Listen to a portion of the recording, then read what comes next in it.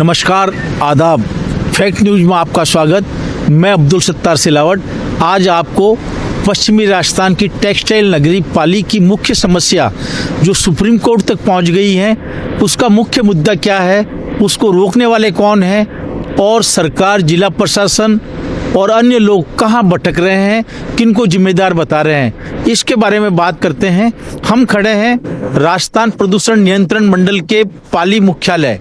जी हाँ, पाली के अंदर रीजनल ऑफिस है, इसके सामने खड़े हैं और पाली के अंदर फैल रहे प्रदूषण, टेक्सटाइल फैक्ट्रियों के प्रदूषण की जिम्मेदारी भी राजस्थान सरकार ने इसी विभाग की और इसी विभाग के अधिकारियों की लगाई है। लेकिन हमारे जिला कलेक्टर सुप्रीम कोर्ट के आदेशों के बाद में मॉनिटरिंग कमेटी के लिए मीटिंग लेते हैं और उसके अंदर जलदाय विभाग के सुपरिटेंडेंट इंजीनियर, पीडब्ल्यूडी के सुपरिटेंडेंट इंजीनियर, नगर निगम के कमिश्नर, रिको के ऑफिसर्स, जिनका कोई लेना देना प्रदूषण से नहीं है, उनको मीटिंग के अंदर उनको जिम्मेदारी देते हैं प्रदूषण रोकने की। जबकि इस प्रदूषण रोकने के लिए जिम्मेदार विभाग अपनी जिम्मेदारी कितनी निभा पा रहा है, इस और हमें बात करनी चाहिए, इनकी जिम्मेदारी तय करनी चाहिए। और हम फैक्ट न्यूज और मैका राजस्थान के माध्यम से राजस्थान के मुख्यमंत्री भजनलाल से ये उम्मीद करते हैं कि पाली के प्रदूषण में वो इंटरफेयर करें, वो आकर के यहाँ की स्थिति जो है उसको संभाले और जो प्रदूषण फैल रहा है उसके लिए आपने करोड़ों रुपए की लागत से जो विभाग बनाया है, उस विभाग के अधिकारियों को जिम्मेदारी दें और प्रदूषण नहीं रोकने पर इनके खिलाफ कार्रवाई की जाए।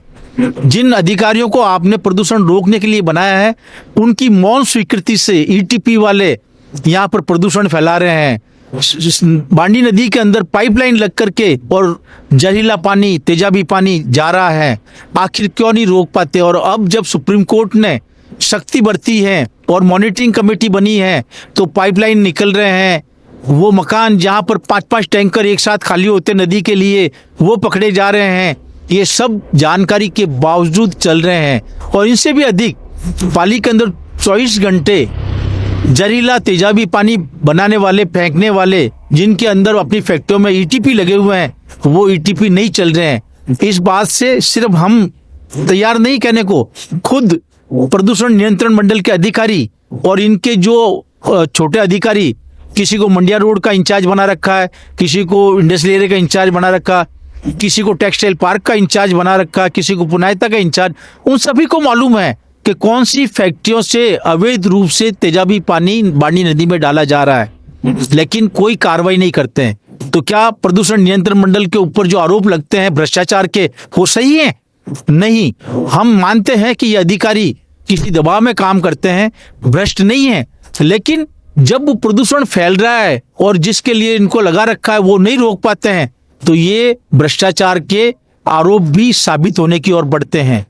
हम उम्मीद करते हैं कि पाली के प्रदूषण को रोकने के लिए राजस्थान सरकार ने जिस विभाग को लगाया है, वो विभाग सख्ती के साथ में कार्रवाई करे। राजस्थान के प्रदूषण नियंत्रण मंडल के पिछले दिनों 2 दृष्टांत देखने को मिले, जिसके अंदर एक ही कानून के तहत राजस्थान प्रदूषण नियंत्रण मंडल के दोहरे कानून, महाराजा उम्मेद मिल्स में जब ईटीपी प्लांट नहीं चल रहा है और पकड़ा गया और वहीं पर नगर निगम के नाले में लाखों लीटर पानी बहता हुआ नजर आया, तो उसके बाद में राजस्थान प्रदूषण नियंत्रण मंडल के पाली कार्यालय ने उनको 100 कोस नोटिस दिया है, उनकी तालाबंदी नहीं की है, उनके बिजली के कनेक्शन नहीं काटे हैं। जबकि पुनायता के अंदर अगर किसी ने शिकायत भी कर दी है कि वो फैक्ट्री चल रही है, तो बिना देखे उस फैक्ट्री के ताले लगवा दिए जाते हैं, उस फैक्ट्री का बिजली कनेक्शन काट दिया जाता है, उसको 100 कोस नोटिस नहीं दिया जाता है।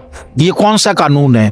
पाली के प्रदूषण के लिए सिर्फ जिला प्रशासन, राजस्थान सरकार और अधिकारी ही जिम्मेदार नहीं है। हमारे जनप्रतिनिधि, पाली के सांसद 3 बार जीत करके गए हैं। भारतीय संसद में बैठने वाले हमारे पाली के सांसद 3री बार जीत के गए हैं, लेकिन जब से प्रदूषण की समस्या हुई है, जब से सुप्रीम कोर्ट की मॉनिटरिंग कमेटी हुई है, एक बार भी पाली के प्रदूषण को मिटाने के लिए कहीं पर भी हमारे सांसद महोदय की आवाज नजर नहीं आई है।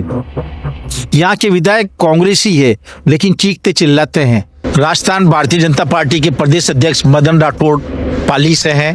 पाली की टेक्सटाइल फैक्ट्रियों, छोटे उद्योगों को वो जीवित रखना चाहते हैं। पाली के प्रदूषण को मिटाने के लिए उन्होंने अपनी तरफ से जो सहायता दिलवानी चाहिए थी, जो मदद करवानी चाहिए थी, 12 KLD से 24 KLD और हो सकता है इससे भी आगे तक वो मदद करें। लेकिन क्या मतलब अन्य लोगों की जिम्मेदारी नहीं है? जो लोग प्रधानमंत्री के नजदीक है, हमारे सांसद महोदय, क्या वो प्रधानमंत्री से कह करके पाली के टेक्सटाइल उद्योगों को हमेशा के लिए प्रदूषण से निजात नहीं दिलवा सकते हैं? राजनेता अभी भी प्रदूषण से दूरियां बनाए हुए हैं, जबकि अफसरशाही कहीं पर भी प्रदूषण मिटाने में कामयाब नहीं हो पा रही है। इसलिए ये मीटिंगें लेकर के जिला प्रशासन को समय बर्बाद नहीं करना चाहिए।